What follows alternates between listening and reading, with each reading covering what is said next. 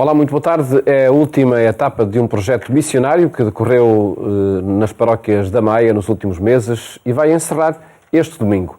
Um dos dinamizadores da Missão Maia, assim se chama o projeto, é o Padre Domingos Arias, que está hoje connosco, também para o comentário aos textos bíblicos que são lidos nas Eucaristias do segundo domingo da Páscoa. Padre Domingos, boa tarde. Boa tarde, Paulo. Obrigado por estar connosco, precisamente neste contexto de um projeto que envolveu 18 paróquias, não é, que falou? Exatamente, no da Conselho da Maia. Uhum. Que projeto é este? Com que propósito as paróquias o lançaram? Portanto, este é um projeto que já foi realizado também noutras localidades da Diocese do Porto. É um projeto conjunto secretariado diocesano das Missões do Porto, mais os institutos Animag, Animação Missionária Adjentes, que envolveu também missionários e missionárias da Boa Nova, combonianos, consolata, deonianos e outras congregações.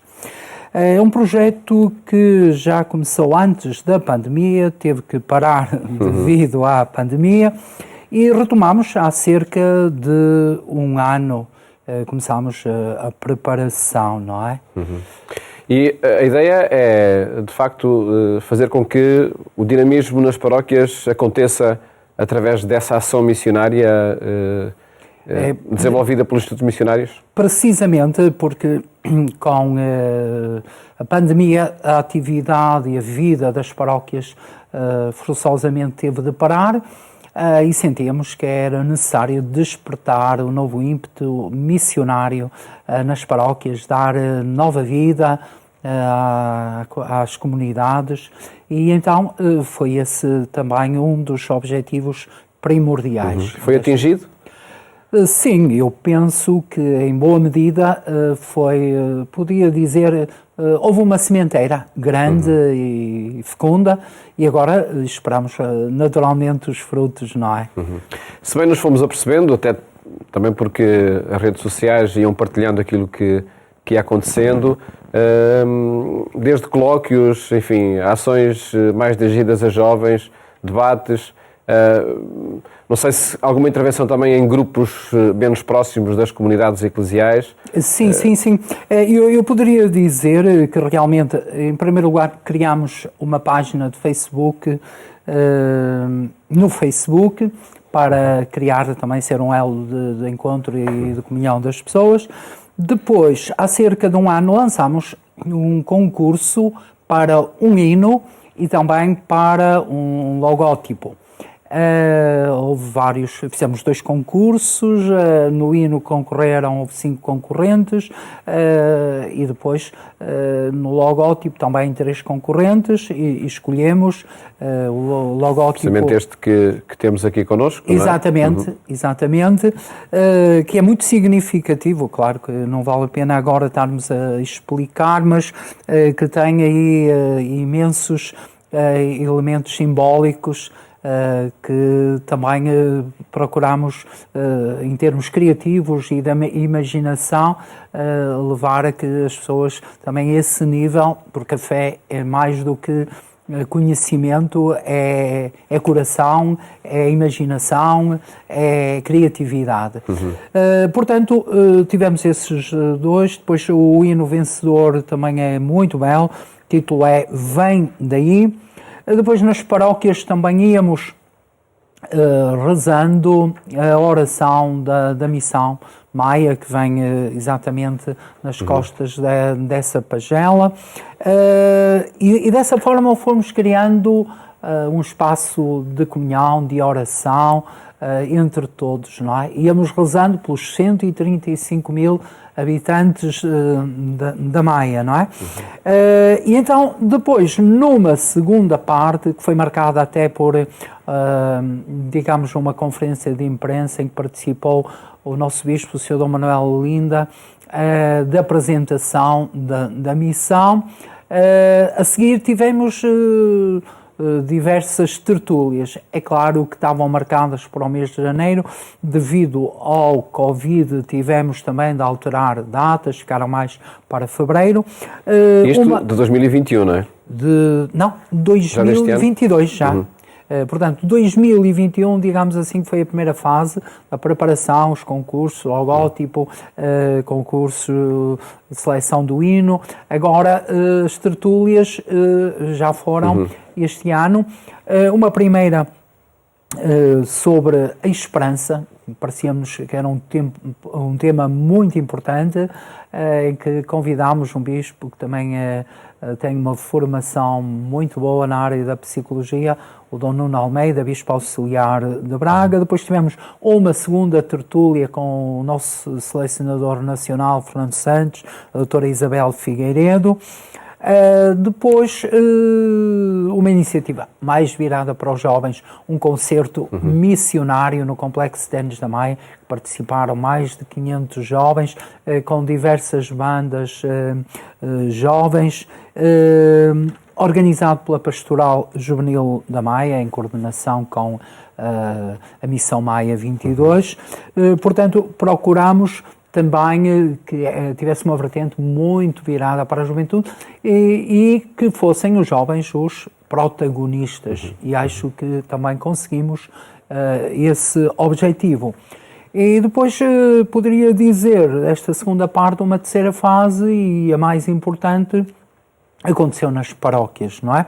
E então aí tivemos os missionários, foram os grandes protagonistas, tivemos encontros com as crianças, os doentes, visitar gente que ainda está confinada, os frágeis, encontros com os adolescentes, com os jovens. Tivemos também um ponto muito importante, porque hoje as pessoas muitas vezes não têm com quem falar, com quem desabafar, com quem confidenciar. Então achámos que a celebração da reconciliação, em cada uma dessas semanas que aconteceram nas 18 paróquias da Vigararia, ou seja, normalmente tínhamos 3 missões a decorrer em 3 paróquias, não é? Ao mesmo tempo, nas 6 semanas da Quaresma.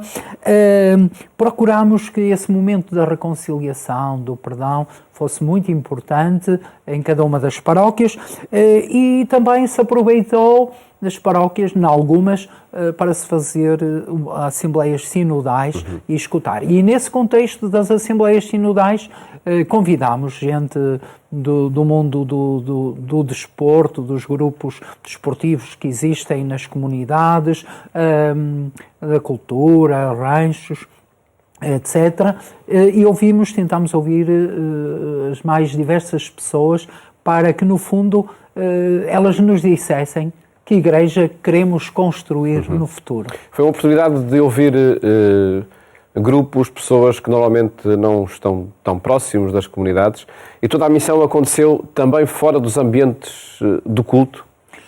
Sim, tivemos missão fora do ambiente de culto, não é?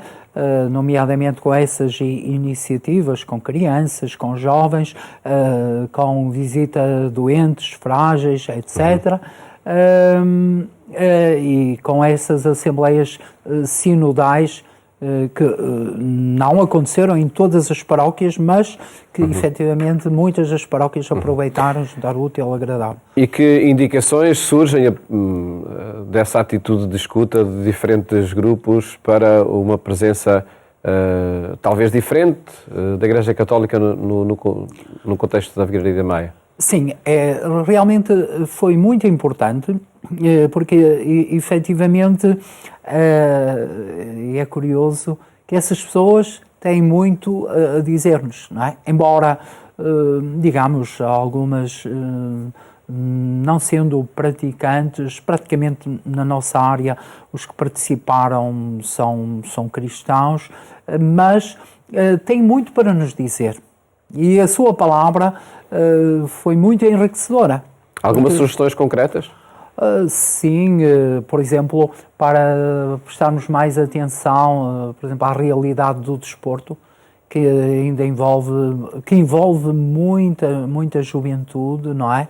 Algumas comunidades, e que é muito importante porque é uma dimensão fundamental também da pessoa humana, não é?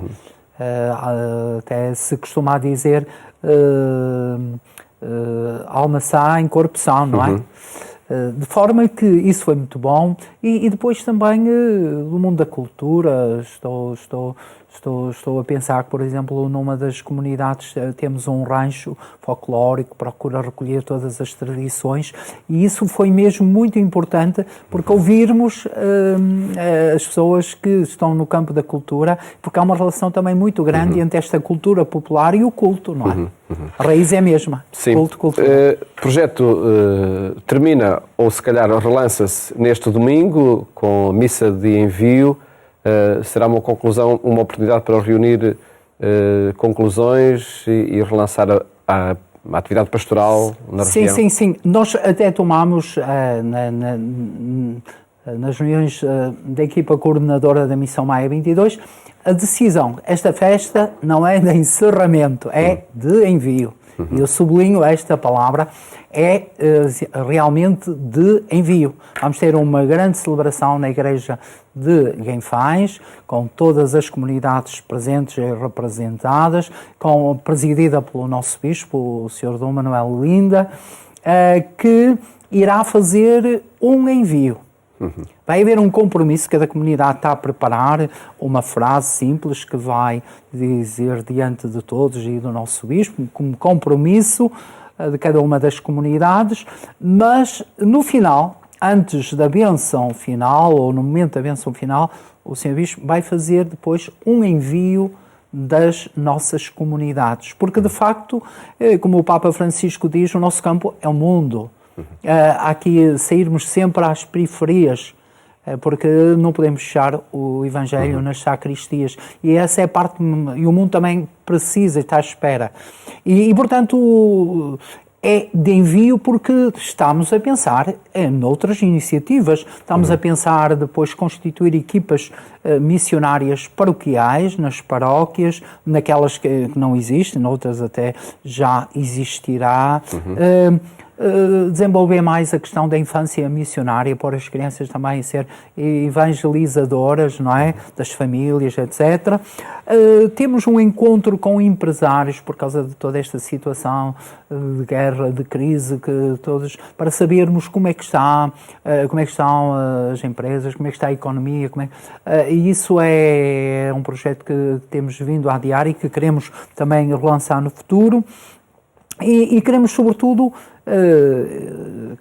uma maior envolvência dos leigos, sacerdotes, dos diáconos, dos religiosos e religiosas que vivem, e também até agradecer todo este empenhamento, que foi mesmo muito grande. Isto envolveu centenas e centenas de pessoas, para não dizer milhares. E uma forma, sem dúvida, acredito, de dinamizar de forma nova a presença da Igreja na região. Sim, Padre Domingos, nós temos de avançar para uma segunda parte desta nossa conversa, que é a apresentação da liturgia de domingo, para deixarmos algumas pistas sobre os textos bíblicos que são lidos nas missas deste domingo, sem dúvida também ainda relacionados ou poder relacionarem-se com a Missão Maia. Vamos ouvir o texto do Evangelho primeiro, para depois o podermos comentar aqui neste programa. Na tarde daquele dia, o primeiro da semana, estando fechadas as portas da casa onde os discípulos se encontravam com medo dos judeus, veio Jesus, apresentou-se no meio deles e disse-lhes: "A paz esteja convosco." Dito isto, mostrou-lhes as mãos e o lado. Os discípulos ficaram cheios de alegria ao verem o Senhor. Jesus disse-lhes de novo: "A paz esteja convosco. Assim como o Pai me enviou, também eu vos envio a vós." Dito isto, soprou sobre eles e disse: "Recebei o Espírito Santo. Àqueles a quem perdoardes os pecados serão perdoados, e àqueles a quem os retiverdes ser-lhes-ão retidos." Tomé, um dos 12, chamado Dídimo, não estava com eles quando veio Jesus. Disseram-lhe os outros discípulos: "Vimos o Senhor." Mas ele respondeu-lhes: "Se não vir nas suas mãos o sinal dos cravos, se não meter o dedo no lugar dos cravos e a mão no seu lado, não acreditarei." 8 dias depois estavam os discípulos outra vez em casa e Tomé com eles. Veio Jesus, estando as portas fechadas, apresentou-se no meio deles e disse: "A paz esteja convosco." Depois disse a Tomé: Põe aqui o teu dedo e vê as minhas mãos. Aproxima a tua mão e mete-a no meu lado. E não sejas incrédulo, mas crente. Tomé respondeu-lhe: Meu Senhor e meu Deus. Disse-lhe Jesus: Porque me viste, acreditaste. Felizes os que acreditam sem terem visto. Muitos outros milagres fez Jesus na presença dos seus discípulos que não estão escritos neste livro. Estes, porém, foram escritos para acreditardes que Jesus é o Messias, o Filho de Deus, e para que, acreditando, tenhais a vida em seu nome. Padre Domingos Arias, este é um tema que o Padre Domingos também investigou, não é? O tema da ressurreição, e pedi-lhe o comentário a este texto e a forma como Jesus escolheu para aparecer aparecer no meio dos discípulos nesse contexto pascal. Efetivamente, este é um texto muito lindo que pode ser dividido em duas partes, não é? Primeira dos versículos, estamos no capítulo 20, dos versículos 19 a 23, temos, portanto, um relato, uma narrativa, uma aparição de Jesus ressuscitado. Depois, dos versículos 24 a 29, temos uma catequese da fé, não é? E na primeira parte é muito interessante que a palavra, como se pode ver, dominante é a paz.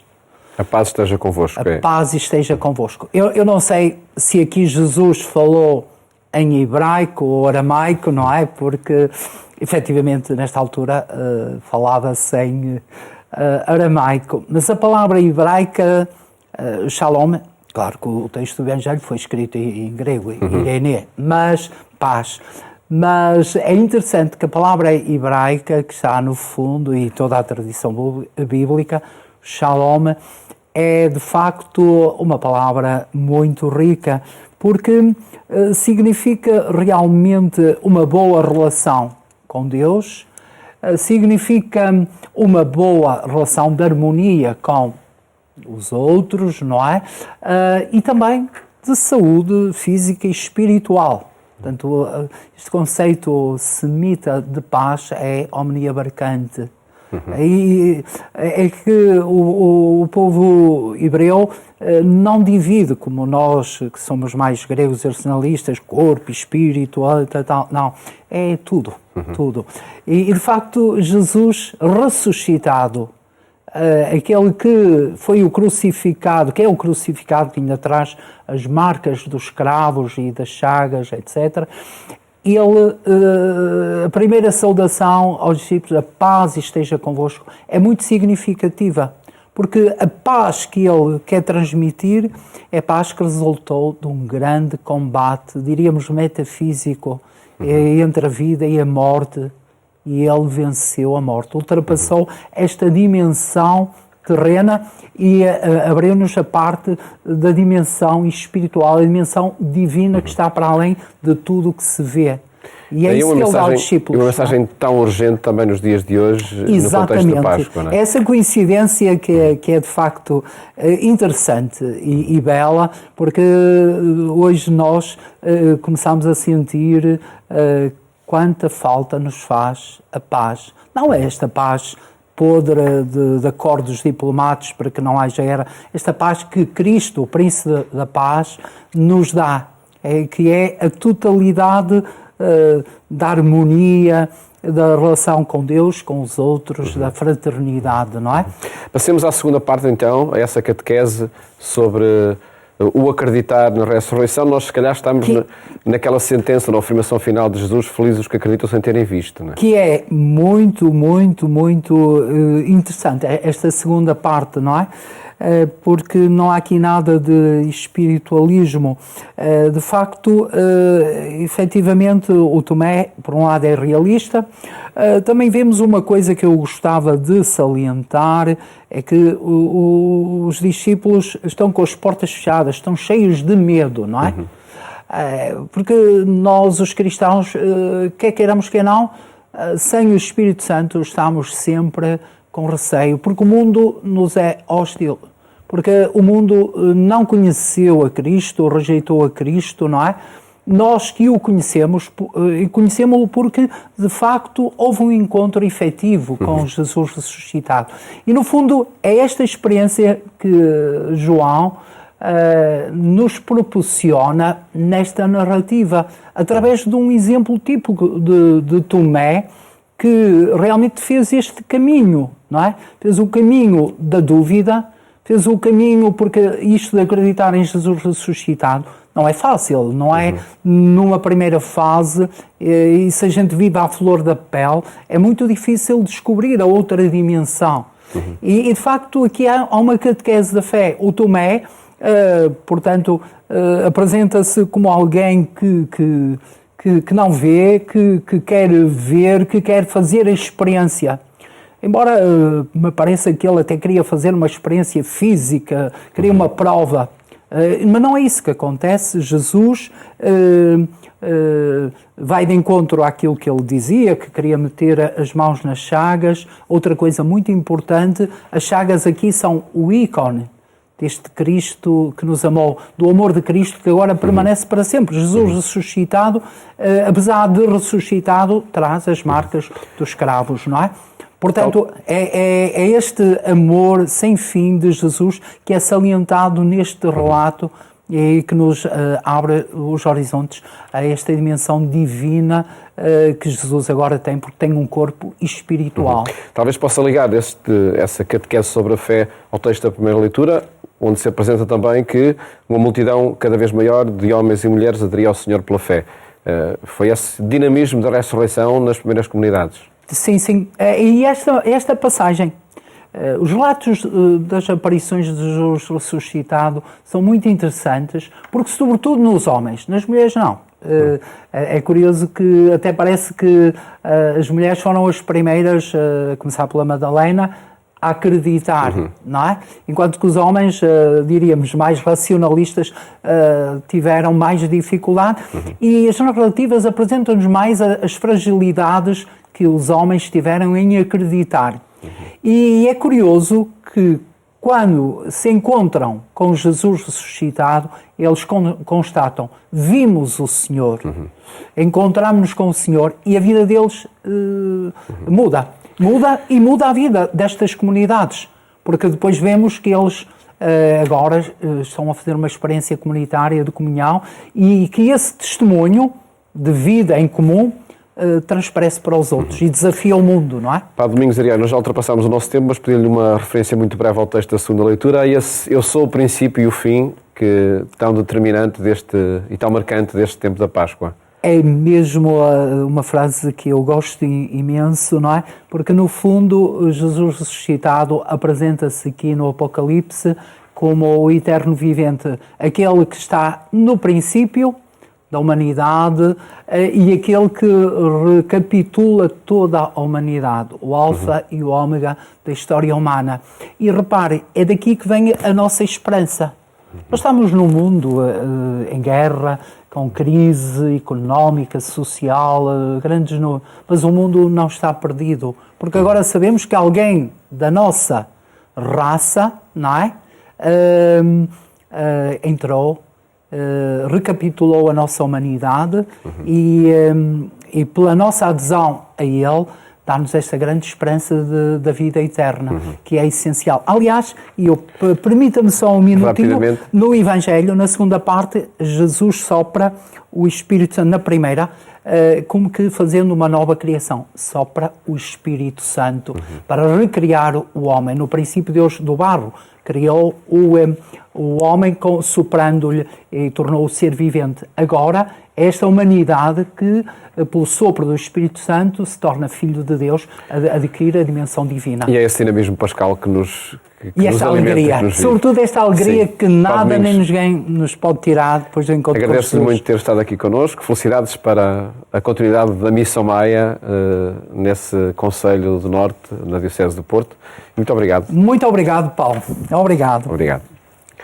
Acompanhe a informação que partilhamos consigo a cada momento no portal da Agência Eclésia e votos de uma boa tarde, ótimo fim de semana, até à próxima segunda-feira, se Deus quiser.